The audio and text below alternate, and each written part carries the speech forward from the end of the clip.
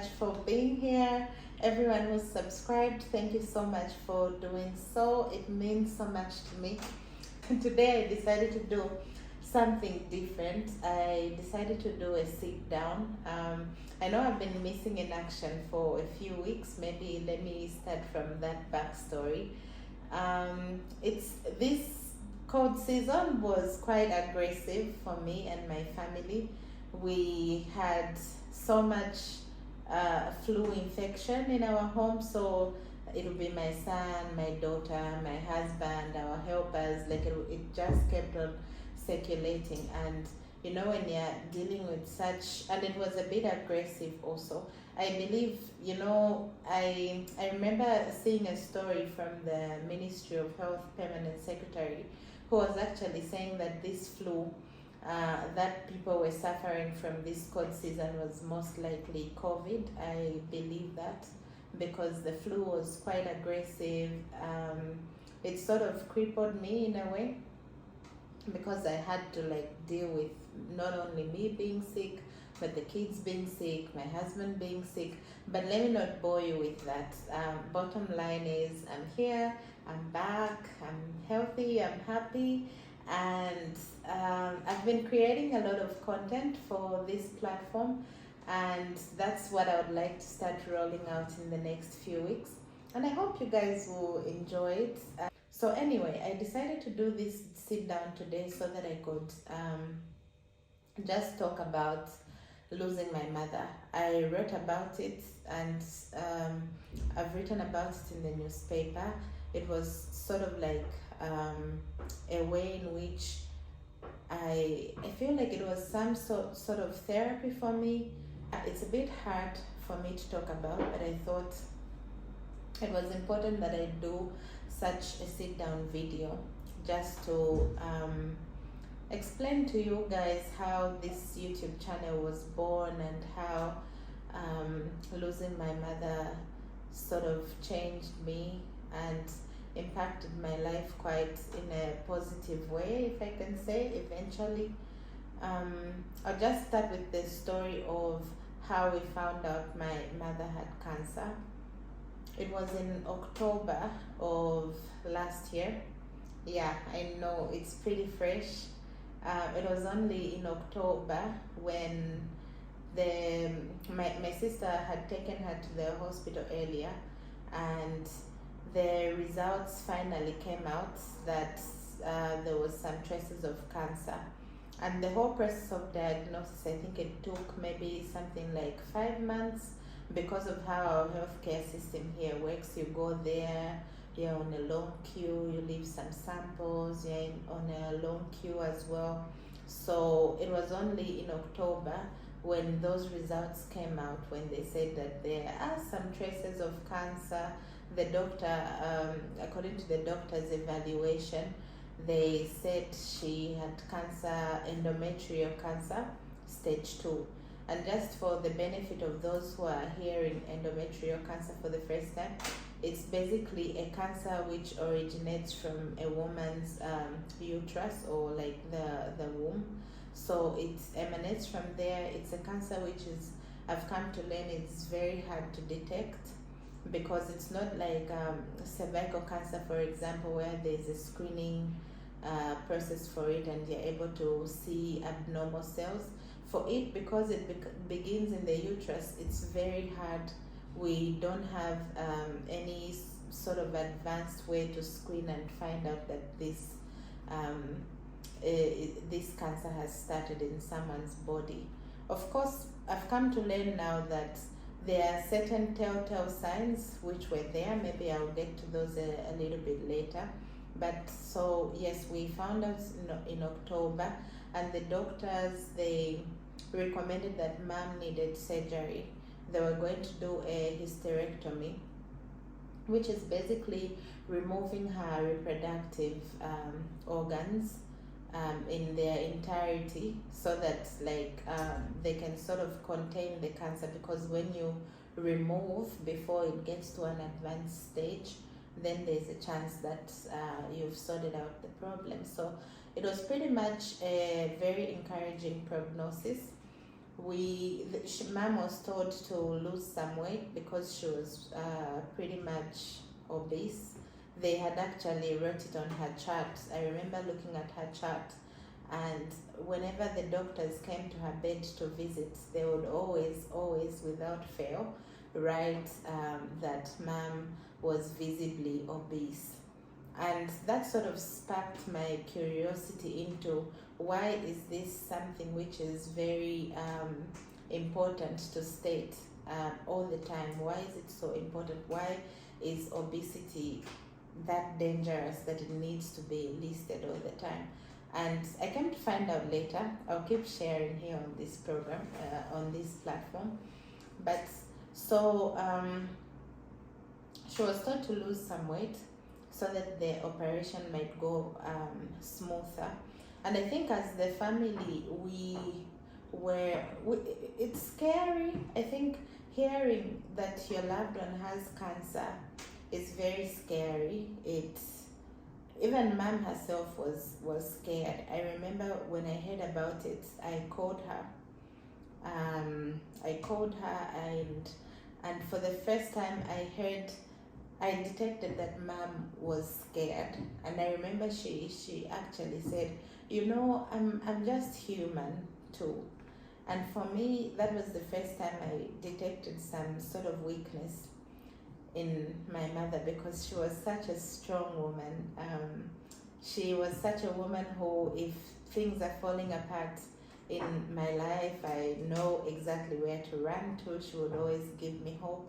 So to detect that from her, I think it was very hard, but the prognosis that we had been given was very promising. So we all sort of switched to how can we help her get through this? How can we help her lose weight, prepare for the surgery, and things like that?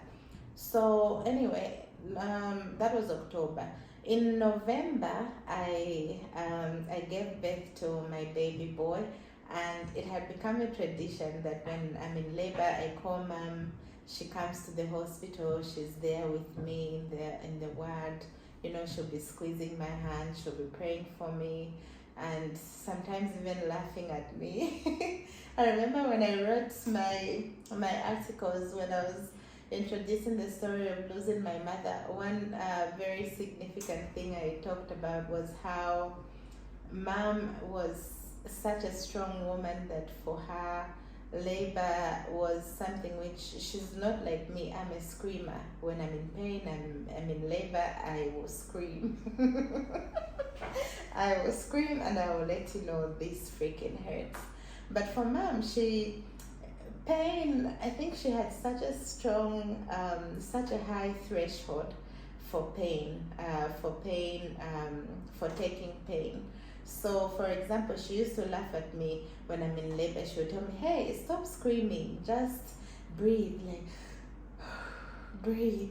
And I would breathe once, but midway through the second breath, I would be back to my default settings. So, but I loved having her there. When I would look at her, I would be in pain, but I would feel she was there, so I was okay. So we had that beautiful moment in the labor ward with my son, and he was born. We went home. She stayed with us for 6 whole weeks. I could tell that she was not okay. It was different from when my daughter was born and she came home to stay with us as well. But this time I could tell mom was in pain, but because she had such a high threshold for tolerating pain, she was sort of like putting me first, putting my son first. She actually is the one who spent those overnights with my son, because you know how newborns are, they won't sleep, so they will keep on waking up to eat every 2 hours. And yeah, she did all that for me. She gave him his very first baths. We even had him circumcised like a few days after he was born, and I remember the screams. I remember the wounds. She took care of all of that. I remember we were even admitted in hospital with him just a few days after he was born because he had some severe jaundice. That's a story for another day. I will tell it to you, I promise. But anyway, yeah, we were admitted in hospital. She was there with me throughout, and I remember with jaundice, my son had to be placed under a UV light, so it required us to put like an eye guard on him because the lights can lead to blindness if you don't protect the eyes.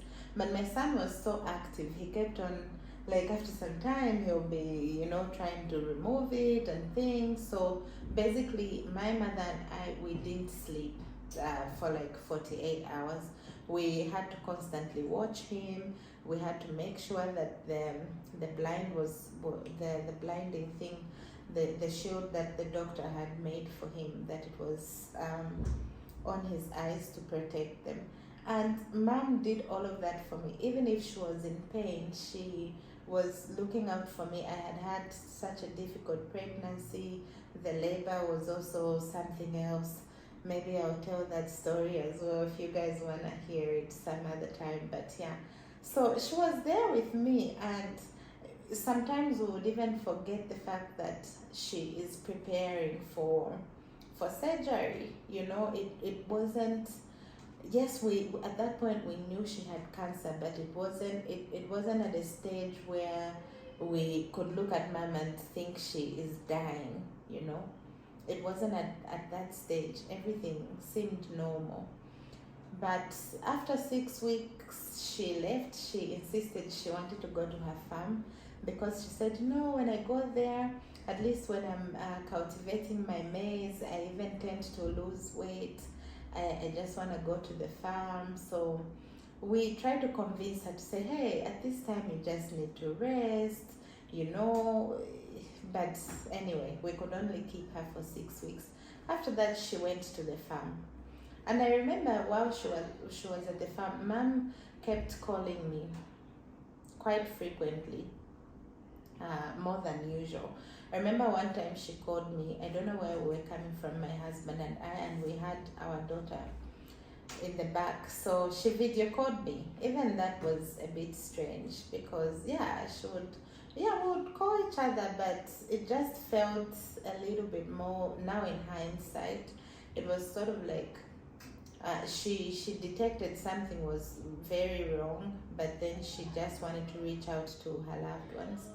So she video called me, and she was telling me, she had told me she wanted me to she wanted to secure some chickens for me and some guinea fowls. So I had sent her money the previous day. So she was showing me, look, there, your chickens, there, your guinea fowls.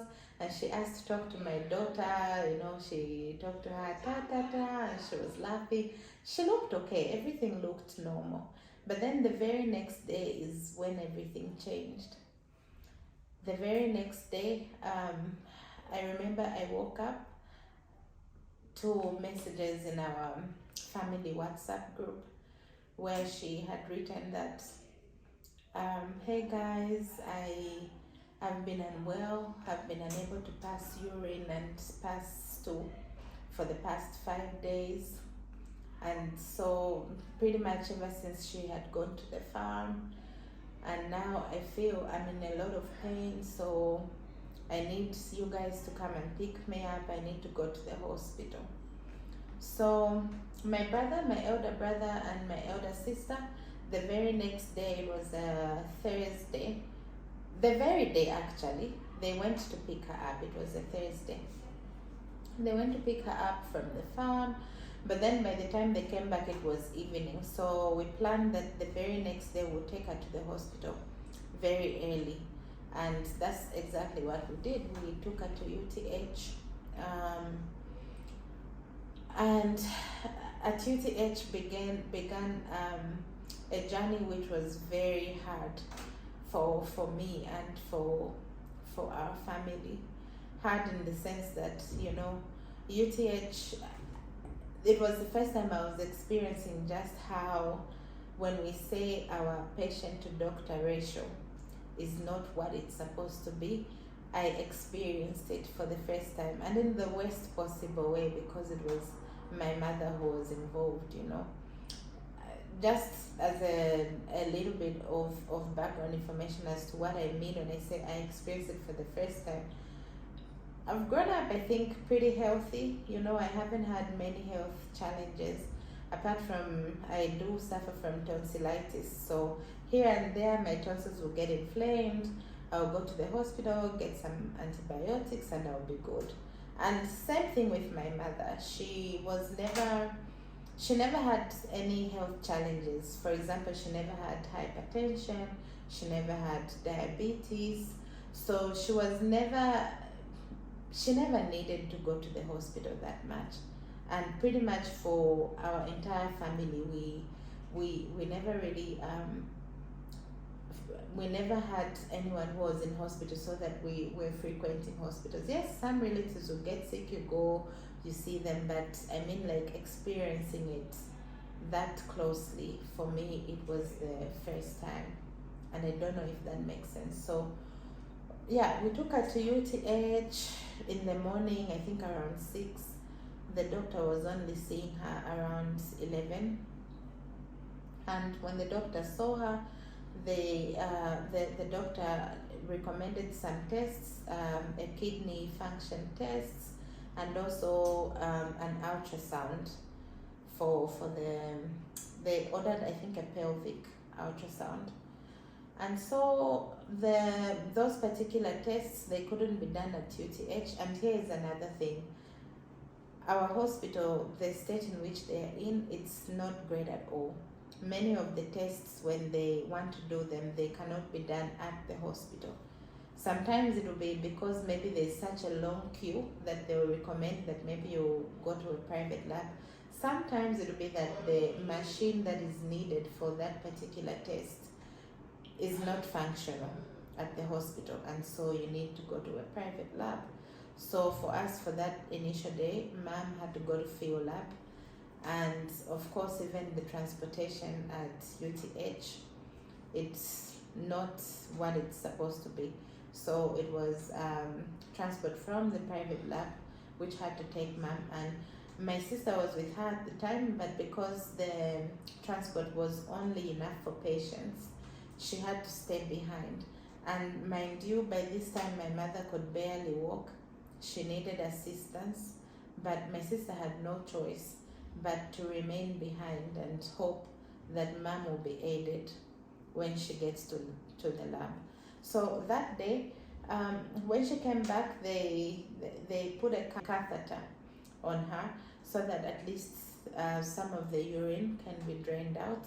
And I remember when I got to see her later that day, she looked relieved, you know. She looked like she was on the road to recovery. And that's the thing about my mother. She will be in so much pain, and if someone gives her just a little bit of relief, she will act like she's cured. And I remember I found her smiling. She was talking about what she wanted to eat, you know, later on. She wanted grapes, she wanted chocolate, she wanted so many things, and we chatted. She looked bright, but I could tell she was in pain and still having difficulties to move around. But that particular day we were discharged from hospital, and I remember just leaving the hospital thinking, something doesn't seem right here. I mean, on mother's chart, there's the fact that she has cancer. Secondly, she's unable to urinate or even pass stool. Yes, they've offered her some relief with the catheter, but what about the stool? They haven't done anything. They haven't explained to us the results that have come back. And I'll go forward and go back a little bit, because maybe it will make a bit of sense that way, the story. But it was much later on when I came to realize, when I read mom's charts, that kidney test that they had done initially it had actually shown that mom's kidneys had started to fail, and the pelvic the pelvic ultrasound they had done, it had also clearly shown that her uterus was not visible, and that there appeared to be something um, engorged in her bladder. I don't know if I'm using the correct terms, but let me like there was something in her bladder, you know, something which was not supposed to be there. It was showing up on her bladder, and possibly that's what was causing the blockage. But we were sent home, and there was no explanation about that. You know, they never explained anything to us. All we're told is bring her back on Wednesday next week. And I felt, you know, there are those moments in life where you are told to do something and your whole spirit you just sense, like your sixth sense just tells you something is up here. That's what happened for me that time. So we took mom home, and the entire weekend we spent it with her. She never wanted to even sit. She loved TV a lot, but that time she never even wanted to just sit in the living room. She just wanted to be in her bedroom. We had to give her baths because she was unable to do that. So it was so hard because it was sort of quick. One moment she is doing everything for me, for my baby, and the next tables have turned, and we need to do that for her. It was hard. But my elder sister, and I read about her name is Jennifer. Oh my God, she was so strong for all of us. She told us, I remember she called all the girls and she said, look, girls, mom is not doing fine. She has been strong for us our entire lives. And I'm sorry, I never thought.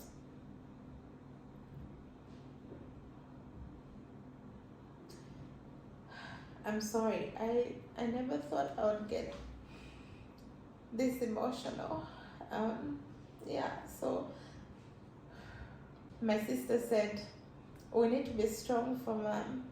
We need to show her love. We need to show up for her. We need to put on a brave face. We need to run around for her. We need to be there. And that's exactly what we did. She said, we don't know how long it's going to take.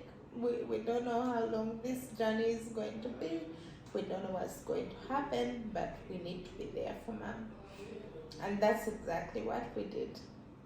So anyway, Monday came. We took mom back to the hospital, and because she actually requested, she said, I don't feel comfortable. I think I need to go back to the hospital. And at that time, she still had the catheter. She had still not passed stool. She was having difficulties eating. So we took her back to the hospital. And again, you know, you arrive around 7 with your patient, hoping to get help. They were only admitting her around 16. So it was around somewhere between 17 and 18 when she was taken to the ward and given a bed. And then began now the next few weeks, which were so difficult, because it was that thing where the senior doctors, first of all, they would only make rounds twice a week. I think it was it Monday and Thursday? So when they come, those are the days where you are hopeful. On Mondays, we had hope that, okay, today we'll get some answers. Today maybe we'll get an action plan. Is it can they expedite her operation? So it was Monday and Thursday, and they would pass through I don't know if I have those dates right. Yeah, but they would pass through, and then but the most challenging part was that they used to order one test at a time. So this doctor comes today, they say, oh, let's take a blood sample and let's test for ABCD. Thursday, like the rest of the days, it's the junior doctors passing, so they really can't say anything about mom's advanced case. They would come again on Thursday, and maybe they order, okay, let's do an abdominal ultrasound. And all those things, it's like you have to sort of fight for in the hospital, because there are queues, so many queues. And sometimes I remember with the ultrasound, which they wanted, because the first one they did apparently was for the pelvic area, so now they wanted one for the abdomen. When my sister went to try and organize that, she was told there was a queue which was 48 hours long, so mom would only be would only get to do that particular scan 2 days later. 2 days later. And you know, at this point, when you look mom in the eyes, it got so difficult because something changed about her eyes. When you look in her eyes, like you can literally see that something has gone fundamentally wrong. And you are looking for answers, but then you're being told for the ultrasound scan, you need to do it 2 days later. I remember going in the car park, and I really, that car park saw a lot of my tears. I would go into the car park when I could no longer look at mom. I could go into the car park and just go and try and organize myself, like hold myself together, so that then when she looks at me, what she sees is hope rather than the pain of seeing her like that. So I remember my sister and I were in the car park, and we were just talking about, oh, so we are going to have to wait 48 hours while mom is in that condition. There's nothing we can do. So anyway, I remember I was updating my husband on the phone. Luckily, he said he had a friend there who could maybe help, and lucky for us, that friend organized that we could do the ultrasound scan the exact same day. And I vividly remember this because when we went back to that place where they do the ultrasounds, there was no queue, you know. There was no queue, there were barely any people, and when we went into the room to actually do it, we put mom on a wheelchair. At the time, she could still be moved around in a wheelchair. I remember going into that room with mom and looking around, and I could tell the health workers, it's like they were attending an online lecture, you know. And I felt, really, is this what they are doing when other people, like, their lives literally depend on this? The doctors need this so that they can decide what to do next, and you're here sending patients away saying come back after 2 days when you are doing something personal. I mean, we all want to study, but I feel like it needs to be done in a time which does not, especially when you work at a hospital in such a job, you know. So that was quite painful for me. But anyway, we did that scan, and it showed that mom had a severe fluid buildup in her abdomen. There was so much fluid. But I think that was a Thursday, so there were no senior doctors who would come and say anything to us until I think it was Monday the following week. So somewhere between then and the time when the senior doctors would come, one of the mornings I woke up, because for me, remember, I had a newborn at home, so I couldn't be at the hospital. It was my elder sister at the time who was spending all her nights there. But every morning I would come and, you know, give her some time also to go home, take a bath, check on her kids and things like that, and then I would stay, or just to go and have lunch with her, or take lunch from mom. I was the official errand girl, like anything which was needed, I was there. Between the Thursday when the massive, they call it massive ascites or something, I don't know if I'm pronouncing it well, when it was detected, and the Monday when the doctors were going to come, one of the mornings I remember waking up and my sister was updating us that in the night mom had started failing to breathe, and so they had to move her to a bed where there was an oxygen cylinder, and now she was on oxygen. Oh, waking up to that, oh my goodness. Anyway, long story short, the journey continued like that. The doctors would come, they would say, okay, we are trying to put your mom on the next available slot for the operations. We'll do it on such a day. And then on that day they come and they say, no, we can't do it now. We are going to instead need you to go and do a CT scan or an X-ray. It was constantly like that for I think about 2 weeks.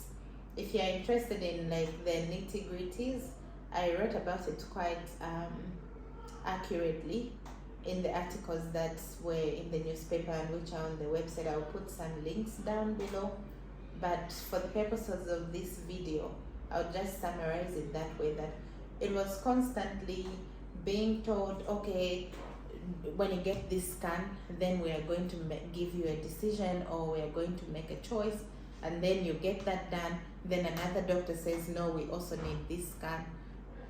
And when you hear about it, it's like, maybe it sounds a little bit better than actually going through it, because it was like second by second, minute by minute, filled with anxiety, filled with depression when you look at your mother and the amount of pain that she is in.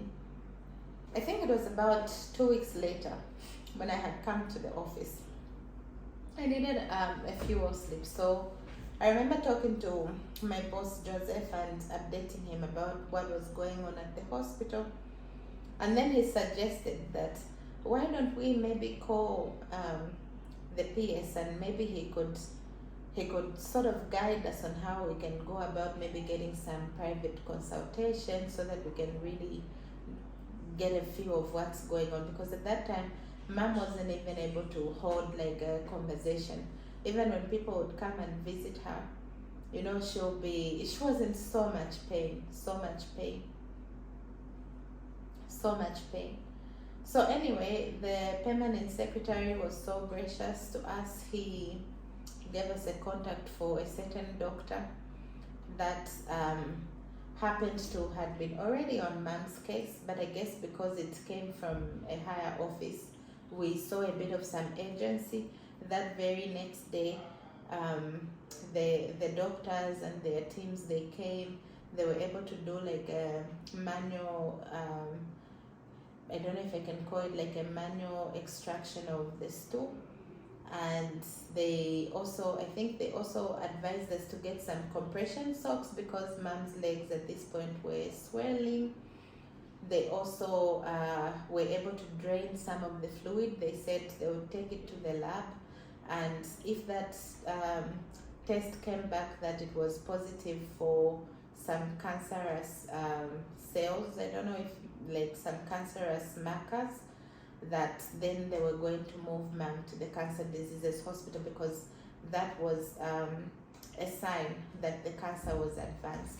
It was around that same time that one of the doctors, one of the senior doctors, he quite casually on one of the days asked my sister, have you been told, have you been told your mother's cancer is advanced, just like he just blurted it out. And then he even picked his phone and he walked away to go and answer the phone. And my sister was confused. My mom was right there. I remember that day. My sister is very strong, my older sister. But that day she was so broken. She couldn't understand how the doctor could just blurt out something like that. in front of the patient, like without much care of how to package it and everything. And there was also a bit of some denial on our end, because remember, up to this point, we were being told it's stage 2. We were being told that you need to do such and such a test, and when those tests come, we were told, okay, now do this test. So we still had that hope that it was still at a stage where the operation was an option. But on one of the days, the doctor just sort of like blurted that out. And if you're interested in reading a more accurate account of that, then you can read the articles. I'll leave the links down in the description box. So anyway, eventually the samples came back from the lab, and the results showed that it was cancerous. So at this point, we were moved to the Cancer Diseases Hospital. At this point, it meant the cancer had advanced. The cancer was stage 4, and surgery was no longer an option. They said we go to CDH, maybe get some treatment. But when we got there, my sister spent quite a lot of time with a doctor there. And it was now the first time when the doctor sort of like broke it down for her, that okay, so mom's cancer now is at a very advanced stage. Her kidneys are failing, and because of this, we are unable to put her on any type of treatment, because like her kidneys, her body will not be able to handle that. So for now, we'll manage her pain and then see how we move from there. And then he also told her that there were some counselors who were going to come to talk to us. We didn't stay long in the Cancer Diseases Hospital, because I think mom passed about 4 days after being moved there. But those were the hardest days. I remember when we were moving mom from UTH to CDH, you know, carrying her stuff. I remember entering into that ward, and I knew that this is where mom is going to pass on. And such a realization is very it's very crippling. I remember in those days, there were days when I couldn't muster enough strength to get out of bed and go and look at mom again, because remember, her eyes at this point, she could barely eat. We had tried everything. We had tried soups, we had tried fruits. She couldn't keep anything down. She could maybe eat 1 spoon, 2 spoons. And I forgot the day they did like the manual removal of her stool. That day, mom was so energetic. You know, everyone who came, she was sitting up. She was telling them, "Oh, this is what happened today. I feel so much better." She was full of energy. Everyone who came, they got to really experience her at her best. And I remember I was just thinking, if this was done earlier, maybe we could have spent her last days with her in a more, like we could have spent them with her when she was in less pain, you know. But anyway, so at CDH there, she didn't last long. For me, I remember my husband was my biggest pillar during that time, because even I met him after he had already lost his father, and dad had also passed on, and he lost also his battle to cancer. For him, it was a blood cancer, so it was more aggressive. And my husband told me like the story of his journey and all the things that happened like leading up to his death. And basically my husband knew, and he tried his best to prepare me for the fact that mom won't make it. And I thank God for him, because he was my pillar. And I remember even the moments where I felt like maybe I don't want to go, and I don't want to look at mom because I might just lose it right in front of her. He would tell me, no, baby, you have to go. You have to be there for mom, hold her hand, tell her you love her, do whatever she needs. And I remember the day before she passed on, she had requested, she wanted a fan. So we took that fan to her. And I remember so many people came that time. My elder brother had just returned also he had gone out of town for work, and he had just returned.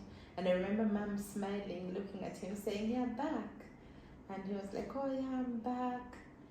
And I remember she saw all of us, her kids.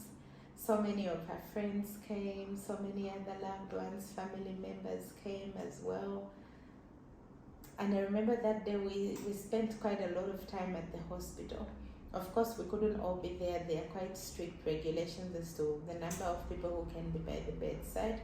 But sometime, I think just before 20, my young sister and I snuck in to go and see her. We had bought food. My sister had sent me to send us to go and buy food for her and the other bedsider, because mom needed 2 bedsiders to be able to properly manage her care, to give her baths and whatever she needed and things like that. So we went to buy dinner for them, and because there are strict regulations as to how many people can be allowed in, my young sister is the one who went in. But when she got there, I think what she saw, she just texted and she said, "I don't know how you're going to do it, but find your way up here because the situation is not looking good." So I did. I found a way. I also got in, and mom was hallucinating, and I looked at her foot, and you see this part of the hand where you can see it's pink, and you can see blood there literally. For mom, her foot, the sole of her foot had turned gray, and that's like the hardest thing I've ever had to look at. It had turned gray, and it's like the blood had stopped flowing to her legs, so she was hallucinating. She was telling us, "Can you remove those shoes? I want to sleep," So we were sort of like playing along, acting like we were pulling out the shoes. But then she kept on saying, "Can you remove those shoes?" Anyway, eventually, of course, we couldn't stay, so we had to leave. But I remember both my young sister and I went to mom, and we looked at her and we said, "I love you, mom." And mom said, "I love you more," to both of us. And that's how we left. And that night, we just knew. I knew. My sister knew. I feel like all of us knew what was going to come. We left. I got home, and that night, my phone, something strange really happened. It just blacked out. It was the first time it was happening. I couldn't unlock it. I couldn't do anything. It just literally blacked out. Around, I think, midnight to 01, we received the call. I could tell from my sister, she was just, I don't know what words she used at first, but then it was when she said, Mom is gone, Mom has died." And then like this grief, a kind of grief I had never felt before in my life. Like it's really hit me, and I was just there motionless for I don't know how long. My husband got out of bed. He said, "Okay, look, we need to prepare, we need to go to the hospital." Anyway, long story short, That's how we got to the hospital. We got to see mom. She looked like she was just sleeping. I remember I even touched her face and I was telling her, I was just saying, basically, thank you for raising us. You've left us with each other. We are going to remain united, and that's sort of like the best thing, the best gift she gave us was each other. Yeah. And the grief was deeper than anything I've ever experienced.